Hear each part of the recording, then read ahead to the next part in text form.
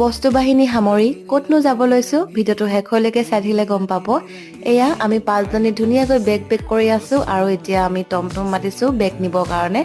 এতিয়া আমি চবেই এটা এটাকৈ ধুনীয়াকৈ টমটমত বস্তু ভৰাই দিছো। জয়ে দেখিছেনে চব সোমাই যাক বুলি ঠেলি ঠেলি ভৰাইছে আৰু এতিয়া ফাৰ্ষ্টৰ ট্ৰিপটো লৈ গৈছে আৰু নেক্সট আছেই মানে এইখিনি নিবৰ কাৰণে।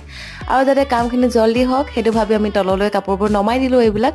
তাৰপিছত ধুনীয়াকৈ মই ৰুমটোক বাই বাই দিলো, দি পেলাই আকৌ টমটম আহিলে আমাৰ বস্তুখিনি ধুনীয়াকৈ উঠাই ললো। তাৰপিছত আমি তিনিজনীও লগত যাব লৈছো, বাকী দুজনী অলৰেডি আগত গৈছে আৰু আজি আমি নতুন ৰুম এটাত শ্বিফ্ট হৈছো।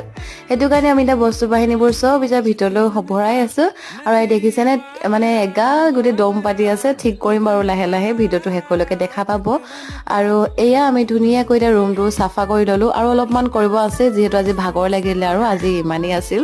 তাৰপিছত এয়া ভগৱানৰ ফটোকেইখন ইয়াতে ৰাখি দিছো যিহেতু এতিয়া বিশেষ জেগা নাই। তেনেহলে আজিলৈ ইমানেই আছিল, বাই।